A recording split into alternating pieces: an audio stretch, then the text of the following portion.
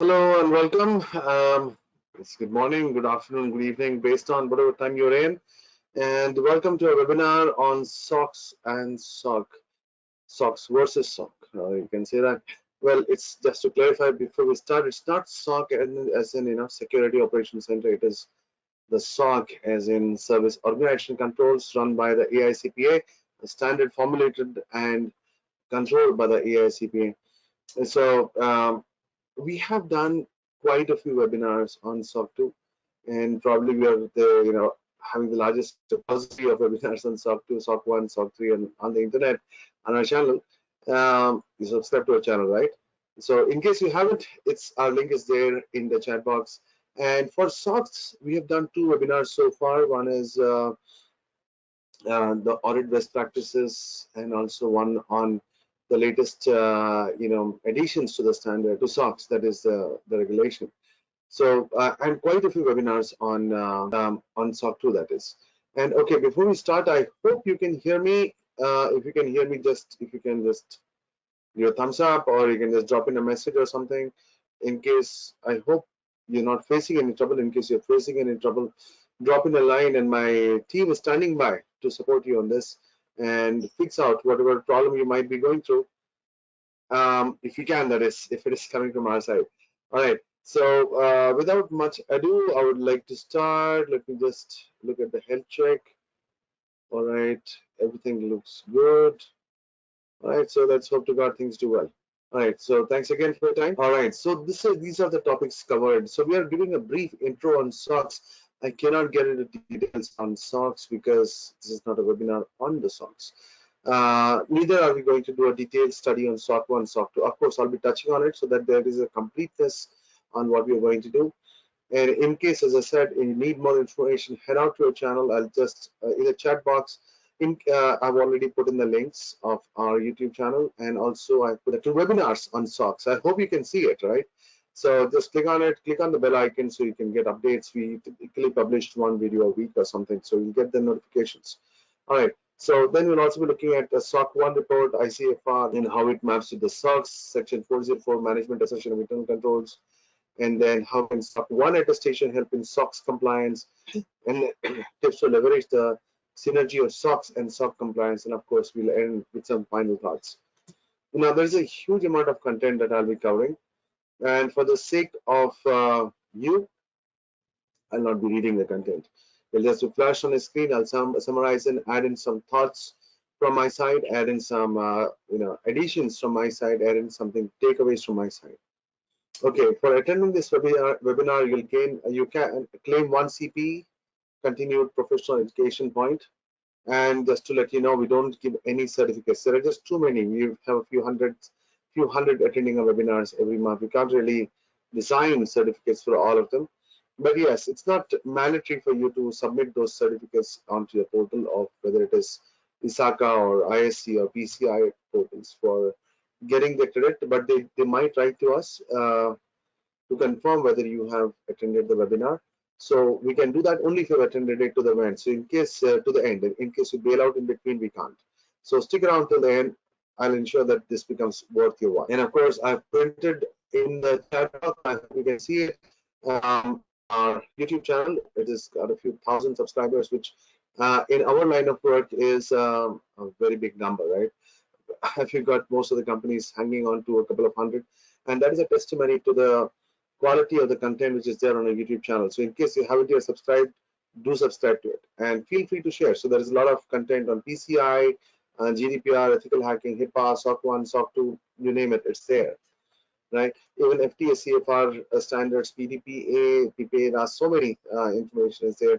And as we go along, 2 things to remember. Number 1, do type in your queries in the query box. That's what makes a webinar so good to be, because what happens is that these webinars are extremely important for you to gain more information as you go by. And if you have any queries, you drop it in the query box. And in case sometimes there are too many queries and I cannot answer all of them, I promise you that I'll answer to you directly by mail. In case you're watching this on YouTube, do drop in your queries in the comment section. Our team always responds, or I always respond to them. All right, and then the second thing, feel free to share a topic of interest. Most of our webinars is based on feedback from our viewers and clients. And this is about me. This is about 30 years of experience. I'm myself a PCI, QPA, QSA, SSF, SSRC, CISSP, CSAC, CRISC, many things. All right, I have my own company, VISTA InfoSec. We are primarily into cybersecurity and attestation audits advisory. I can see many of my our esteemed clients attending the webinar, so welcome. And I've been running this company for like close to 20 years now. And yeah, that's about it. I will not speak much about me. And let me go on. And as I said, towards the end, there is a survey participation request. So do fill it in. It lets us know what you think of our webinars, how it's been, whether positive or negative. Do leave your comments and feedback. All right. So a brief introduction. So there's a lot of content, as I said, there's a lot of content, and I cannot really read it out to you. So go through it on your own. So financial reliability typically tops the priority list for not just the management, but for everyone, the regulators, the clients, stakeholders, everyone. And that's where there was the standards of SOC and SOX introduced. Now, so SOX is basically for companies who are they're listed on various exchanges. SOC is not really something which you need for getting listed, but it just helps in case you're looking at getting listed on the exchange as a public offering. And many a time companies get, people get confused between the two terms, SOX and SOC, just like one character here and there, in the acronyms at least. But the differences between those two standards are vast. So pay attention. They are both very different from the regulatory compliance requirement-wise. So as I said, again, I can't get into a lot of details. You can go through webinars in the past for that. And of course, the full form, Service and Systems and Organization Controls, and of course for SOC, and of course Sarbanes Oxley Act, which was introduced in 2002, is the SOX. SOX is a mandatory government standard introduced by the US SEC, Securities and Exchange Commission, whereas SOC is more of a voluntary requirement, more like a self-regulation and overseen by non-government entities such as the AICPA. So let's move into it immediately. So the standard is SOX versus SOC1, SOC2, SOC3. We'll look at it in detail. And so SOX, a brief introduction. Let's look at it. It's a government initiative. That's the number one thing that you have to remember. SOX is a government initiative. SOC is not a government initiative. Most of our clients feel that SOC is also a government initiative. It is not. It is required by your clients to whom you're providing services. We will demand for it. But that's more like, it's not really like a regulatory requirement like HIPAA or GDPR or CCPA and stuff like that, or FedRAMP for that matter. So SOX was introduced in 2002 by the Congressmen Paul Sarbanes and Michael Oxley. They put the Compliance Act together in place, and the standard was developed and introduced in response to one of the largest financial scandals that had taken place in the industry. Any idea which one was this? Anyone? What was the scandal that prompted largest financial scandal that prompted around 2002 that prompted the formation of SOX? Anyone? You can just put it in the chat box. All right, let's go ahead as the answers do come in. Okay, the answers are trickling in. I got one gentleman answering. Anyone else? Of course, it is correct. Some of the largest scams around that. Thank you, Kim. Thank you, Sanjeev, for all your answers. And of course, these are the scandals like WorldCom and Enron, to name a few. At that time, Enron was the largest scam that had happened. It led to the dissolution of Arthur Andersen, who were the auditors at that time. And so the Big Four Big Five became Big Four around that time. And now we have the SVB scam that is happening.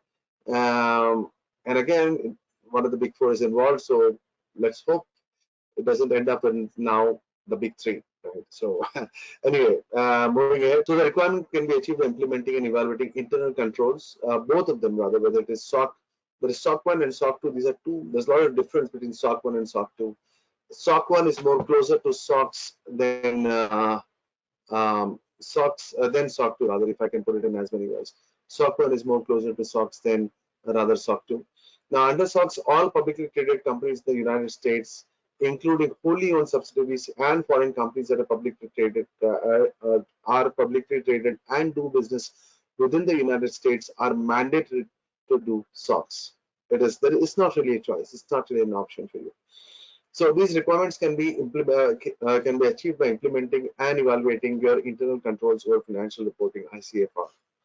Now, non-compliance will result in severe penalties and even imprisonment. So it's not something to be, played around with. I'm talking about SOX now. And these are the various titles. There are 11 titles in SOX. You can look at it in more in detail. And the number one is from the PCAOB, Public Company Accounting and Oversight Board. And it talks about auditor independence and corporate responsibility and enhanced financial disclosures. As you can see from the standard SOX, the 11 titles, you can quickly breeze through the requirements. And you can see this is more about how a company is functioning, how a company is set up at its core, and what is required for a company to be set up, to be having at its core. So these are the things which is there. So this is just 4 of the titles. These are some more: analysts, conflicts of interest, then of course commission resources and authority, studies and reports, corporate and criminal fraud accountability. And again, there are a few points of which is important, which we have highlighted over here, such as protection for employees of publicly traded companies who provide evidence of fraud. That is whistleblowers facility that came up around 2002. Prior to that, of course, the term was there, but it was not that widely known. Widely known. So it is more on so Section 806 under Title 8 is more about the whistleblowing. And if I turn back a slide, you can see, corporate responsibility of financial reports, disclosure and periodic reports. These are the few things which are very critical that I have highlighted for your reference. And again, I can't get into more details. I would again suggest you very earnestly to look up our 2 webinars on SOX in case you are more interested to know about SOX also in detail. And these are the last 3. So white collar crime penalty enhancements. This was really very well written, I should say that. Because many a time, people at the top, the people who are the partners and the people who are the directors, they get away with literally a slap on the wrist. And so this entire section 9, Title 9, and so here there are covers like attempts and conspiracies to commit criminal fraud offences, then corporate responsibility for financial frauds, and then corporate filing the corporate tax returns, and then last but not the least, corporate fraud and accountability. So it even gives a lot of power to the SEC, US SEC, severe penalties. And as I said, now it needs to be seen what happens in SVB, and I'm sure that during those congressional hearings, which are a treat to watch by the Senate, the Big Four, KPMG, if I'm not mistaken, was the auditor for them, for SVB at least, would have a lot to answer for.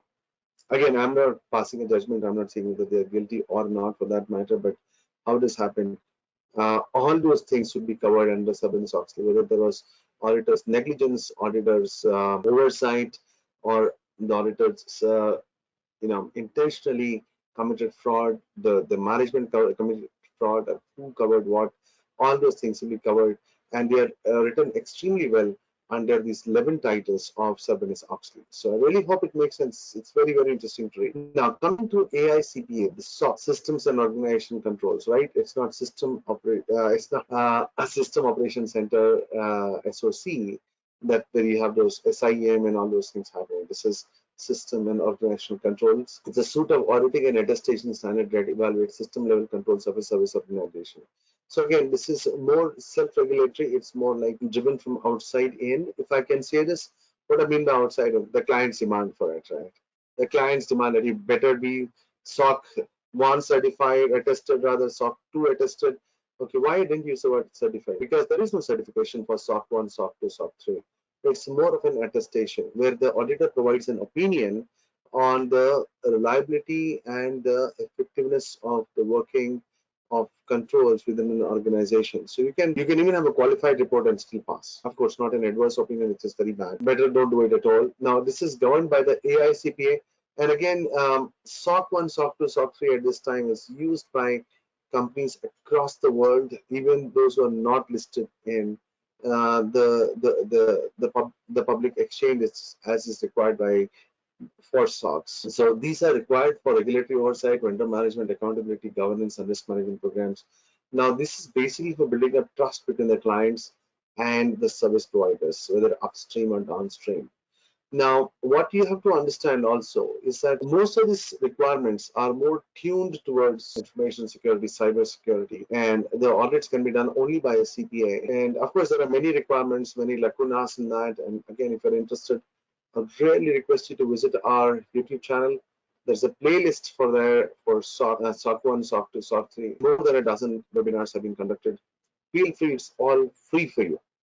All right, so I can't get into much details over there. And again, the audits have to be conducted by an independent AICPA approved CPA. So there are three types of SOC audits reporting for service organizations that are explained below now. There is a SOC 1, there is a SOC 2, and there is a SOC 3. Now, SOC 1 is basically for organizations ICFR, internal controls over financial reporting, and they're conducted against the assurance standard ISAE. Now, that's been supplemented with SSA 18 now. It's also called as SSA 18.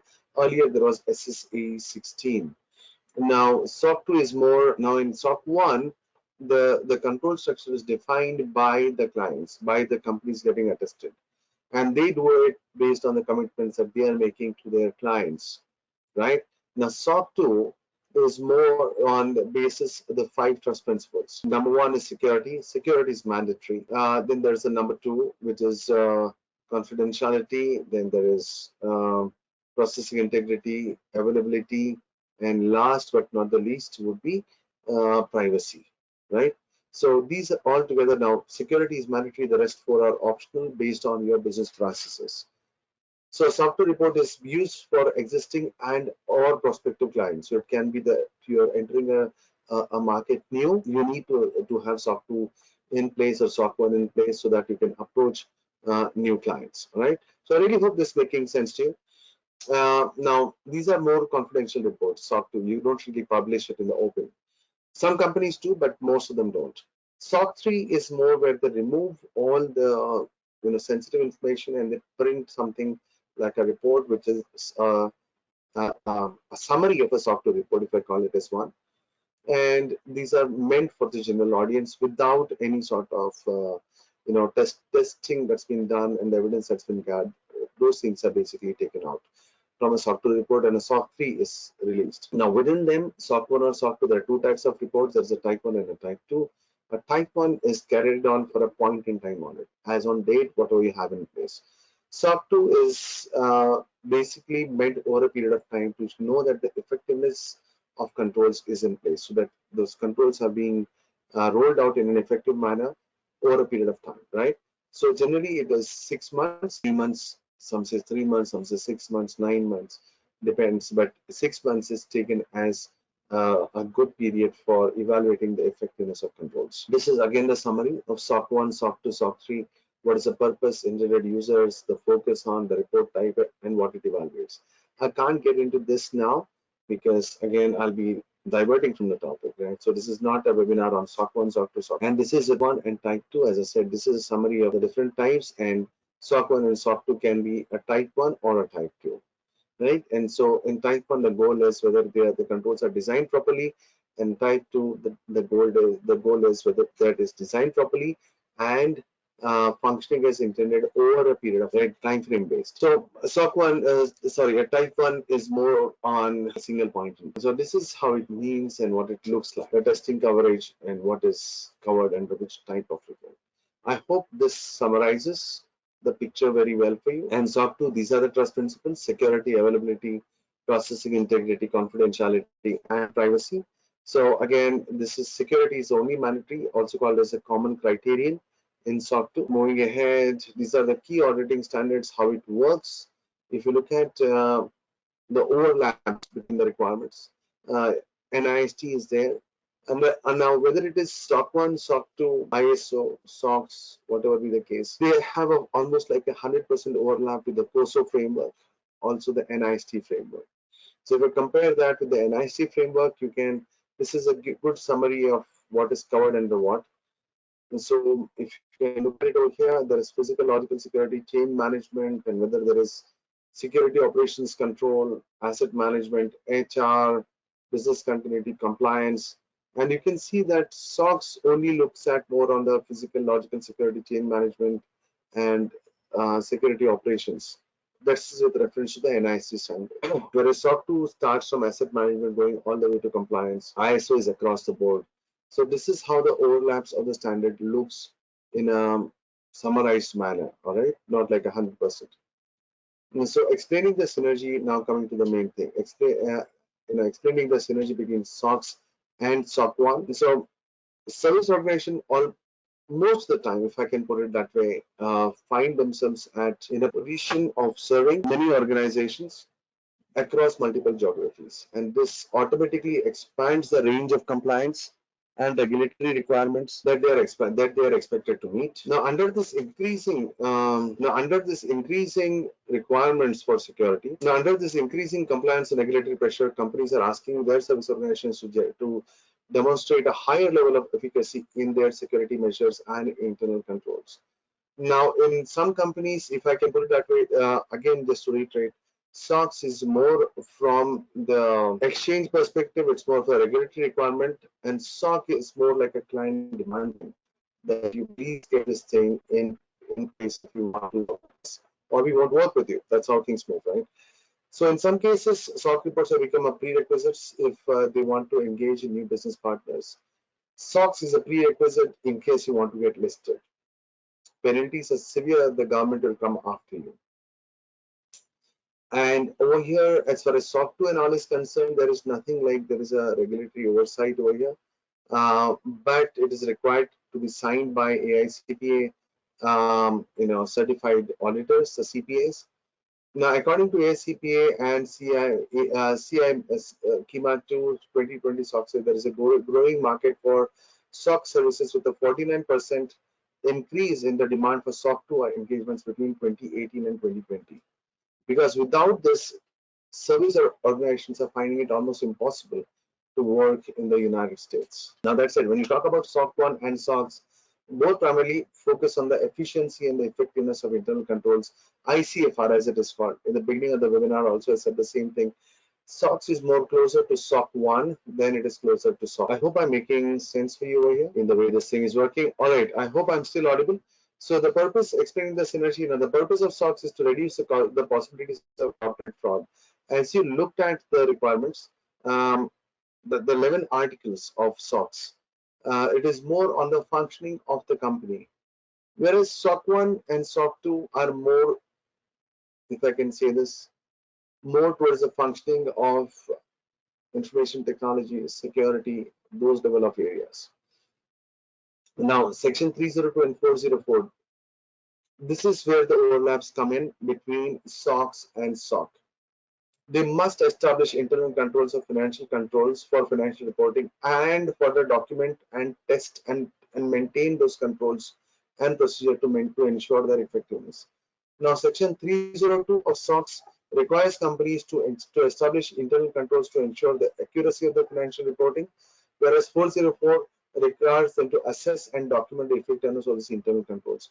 These two, I had to read it for you because that's how it is written in the standards. All right. And so 302 and 404 sections of SOX, there are many sections in SOX. This is where the overlap between on IT or the dependence on IT comes into place.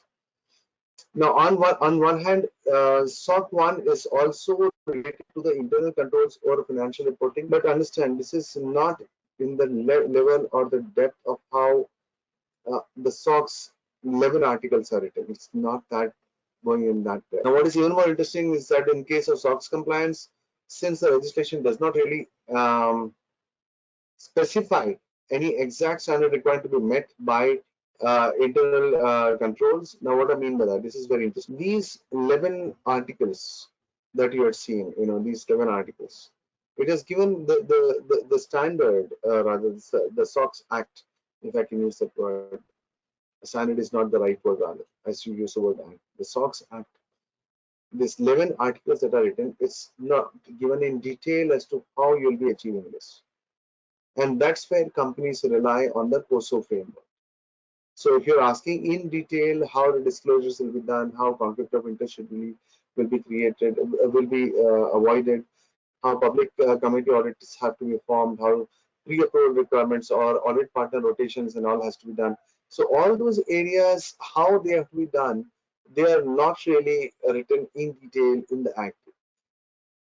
It simply speaks about you have to do this, you have to do this, you have to do this, you have to do this. How it has to be done, it's not given much in detail, and that's where organizations use the COSO framework. The COSO's internal framework was developed as a joint initiative between 5 organizations: the Institute of Internal Auditors, AICPA, American Institute of Certified Public Accountants, FEI, Financial Executives International, the Association of Accountants and Financial Professionals in Business, IMA, and of course the American Accounting Association, AAA, AAA.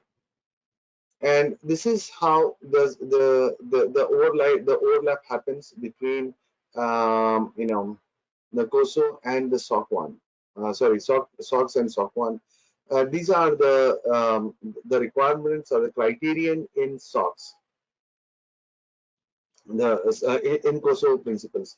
The CC1 series, that's a control environment. CC2 series speaks about communication and information. This is talking about the COSO series, the COSO standard.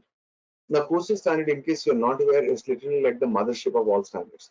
You name the standards, they've come from the COSO framework, whether you're talking about COBIT, whether you're talking about ISO, whether you're talking about even parts of NIST or even the PCI framework, how the process management has to be done comes from the COSO framework. Exceedingly well written. It's called as a mothership rather. Now, CC3 series is more on the risk assessment. CC4 series is control monitoring. Now, before you start jumping, I did mention PCI, but you have to understand that COSO is not really a technical standard. So it doesn't really tell you how a VA, PT and all has to be done. That is given in detail in PCI, right? So it's not like PCI copied from the COSO framework. All right, going back, the CC4 series, control monitoring, CC5 series, control activities, logical and physical access, CC6, system operation series, CC7, CM, CC8, and risk mitigation, CC9. We've done this for so many companies. We have to look at two things in this. There's a TOD and the TOE, test of design and test of effectiveness. The same thing that are checked even in a SOC1 or a SOC2 audit. And so there's a A series, C series, PI series, and the P series. Now, if you look at these series, availability, confidentiality, processing integrity, privacy, right? All you can see happening even in the SOC2 standard requirements. Now, since you see a commonality in the primary purpose of SOX and SOC1, they are both evaluated as per the COSO framework. That's what you have to understand. We have done SOX for many companies. Always the base is the COSO framework. We all refer to you use even the framework that is used by the Big Four. It's all the COSO framework because that's seen as the most reliable and achievable standard requirements. Now, ICFR, SOX and SOC, how do they all add up? This is something that's very, very interesting. ICFR, internal controls over financial reporting. Now, SOX and SOC, SOC1 to be more precise, both implement appropriate internal controls for ensuring the integrity and the reliability of their financial reporting. Now, this implementation requires internal controls to be in place. It requires security controls to be in place. It requires appropriate management controls to be in place. Now, all these things are there in place using the COSO framework. So this is where the synergy flows to the standard. So because they're using the COSO framework, the underlying architecture remains the same. The underlying requirement remains the same. Of course, I'm again repeating, SOX with regards to managemental aspects are extremely vast compared to what a SOC1 or a SOC2 would all be all about. And again, SOX and SOC1, this is another interesting point.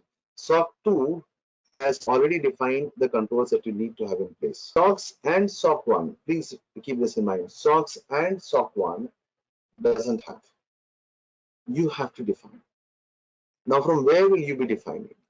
You will be defining this using the COSO framework. That's how the COSO says this has to be done. You might pick up some very good pointers from the COSO framework and then make the control requirements for your SOX or your SOC 1 rollout. Since we spoke about ICFR many times, ICFR basically refers to controls specifically designed to address risk related to financial reporting.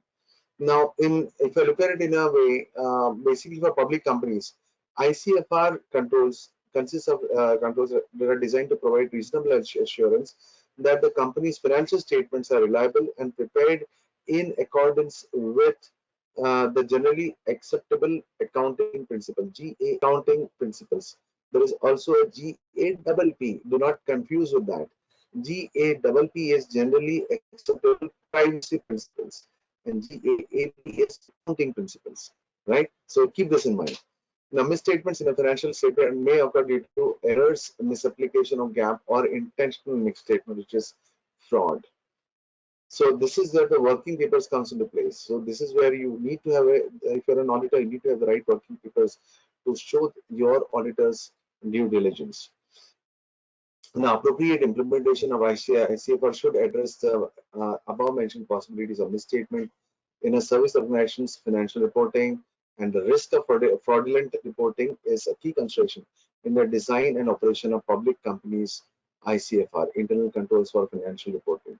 Right now, these are some examples of internal controls. Before you start asking, what do you mean by internal controls? What do you mean by internal controls? Number one, segregation of duties. That is, the maker and checker. Typically, the baseline is that the maker and checker cannot be the same. So there has to be an appropriate segregation of duties so that any sort of oversight or fraud gets detected. And now some people also mix this with rotation of duties. So segregation and rotation. So every 3 to 4 months, sensitive tasks have to be rotated out to somebody else, so that in case there is any misstep happening, that can get noticed. Next is the physical controls. Now, internal controls is not necessarily on the lines of doing the right accounts reconciliation, that the additions, subtraction, debt calculation, interest calculation. This is not controls from that level. Please keep that in mind. Now, physical controls where the protection of the physical equipment, inventory, security, cash, and other assets are secured physically. Then the next is the reconciliation. Comparisons are made between similar records maintained by different people to verify transaction details are accurate. Now, performing a reconciliation from bank statements to check registers, records, balancing, and reconciliation, cash on the other hands. Now, the next is policies and procedures. So these policies and procedures are more on equipment, inventories, securities, cash, and other areas, whatever assets that you might have in place. And then transaction and activity previews. This is the next step where internal controls are supposed to be in place.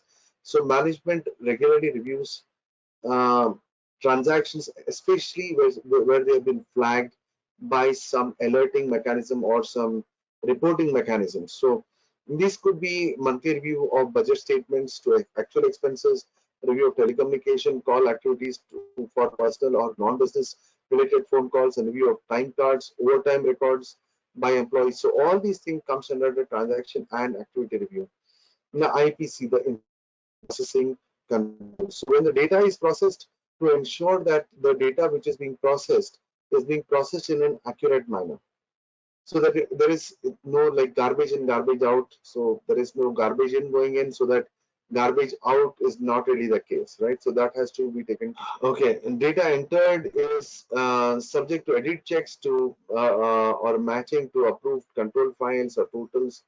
Numerical sequences of transactions are accounted for, and file totals are controlled and reconciled with prior balances and control accounts. This is what the COSO framework is all about. I really am in awe of my team. They've really done such a brilliant job in designing this thing. So the control environment, the risk assessment environment, the control activity environment, and the information and communication, and last but not the least would be the monitoring environment. Control environment basically develop the demonstration of if I can say it as a commitment to integrity and values by the management. It demonstrates the independence and exercises oversight responsibility, establish structure, authority, and responsibility. So the control environment is basically how you're setting up the control environment in an organization. to ensure that there's appropriate oversight, appropriate accountability, appropriate commitment, and ensure that this control environment is actually a representation of your setup. Then of course this has to be based on a risk assessment framework, right? So without doing a risk assessment, how do you arrive at the controls? That's the baseline. So the cause has to be the risk analysis, the risk assessment, and the effect would be your control environment. And the control environment then defines the control activities. Now, after that, the information and the communication for the appropriate functioning of the control activities, you need to have the right information and communication in place. This is where it uses the high quality information, communicates internally to support controls, and communicates externally. So, whatever is the communication is there within the various layers of the management, within teams, and also to interested parties outside the organization.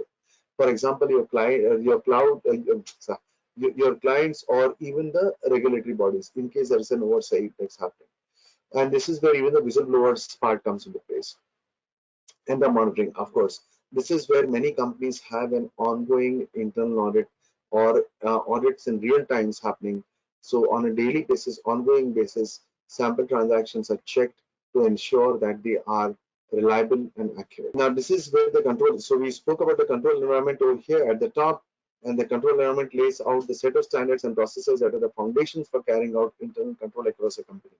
We have done this in detail, and these are the associate principles for defining the control environment, that is demonstrate commitment to integrity and ethical values, ensure that the board exercises oversight responsibility, establishes structures, report lines, authorities and responsibilities, and bottom line is that holds the people accountable for their actions. This is about bottom line. Bottom line is accountability across the board, not just at the lower level. And risk assessment for SOX, it is basically for identifying your critical risk areas where there could be inherent risk, it could be business risk, it could be transaction risk. So identifying which are the key risk areas in your organization, and then analyzing your fraud risk, that what is the possibility of fraud in your organization, and you might need to compensate for that. And then of course the control activities, these are select and develop control activities to mitigate the risk. You have seen over here identifying the risk and the control activities to mitigate the risk. It could be technology controls also in place, and of course deploying the control activities through appropriate policies and procedures. And this is more about communication. So information and communication is not about having the right network in place. It is more about how information is flowing across various layers of the organization, including outside of the organization, to ensure transparency and to ensure that the right information goes to the right people at the right time. Monitoring. Nothing works without the right monitoring. Ensuring that there are right monitoring controls in place to ensure that the controls that has been deployed in the control activities or in the communication activities are working in an effective manner, in a reliable manner. So this is the summary. The number one, define the compliance and audit scope in case you're doing it together. Then define the scope overlaps. It's very important because there are many scope overlaps. So unless you want to do duplication of work, you will identify the overlaps in the scope between SOX and SOC in your organization. The next would be the control matrix of your SOC 1 and SOX requirements. Then the internal controls, audits, and validation that has to be done internally for the internal validation. Then reviewing your existing documentation. It could be policies, procedures, records, how the how the information is flowing in the organization. Based on that, a gap analysis report is developed between how you're working now and what are the expectations. And last but not the least, developing the right policies and procedures across the board for all the activities and ensuring that those activities are rolled out in a consistent manner in your organization. Now, this is a critical question that many a time companies ask us where we have done both together, that is SOC 1 or SOC 2 and SOX at the same time. Does it mean that if I do SOC 1, it means my SOX is guaranteed? No, it doesn't. But it definitely makes compliance a lot easier, because understand, SOX, as I said many times earlier also, it is much more vast than a SOC 1. And so getting it done is going to take a lot more time, but it definitely is going to make it compliance easier. If you're coming under it, both SOC and SOX, better do it in a combined manner so that your total cost of management or total cost of compliance is lower. With some final thought, these are the two leading standards, SOC 1 and SOX, for standards and legislations in the market at this time, and both are designed to establish different goals, but yet both have a global reach and a global and strive to create a regulatory environment that is conducive for business growth in a reliable manner and ensuring that there is accountability at all levels. So again, with that I close. I am way past over time for the webinar. Thank you again for being there. Thank you very much. And in closing, I would like to remind you to please fill in the survey forms as you exit. It gives us a good idea as to what happened with the webinar. Are you happy with it? Not happy with it? What could have been done to make it better? And also upcoming topics for future webinars. These are our contact details. In case you have any requirement or have any queries, feel free to drop me a line and I'll be more than happy to personally respond to you.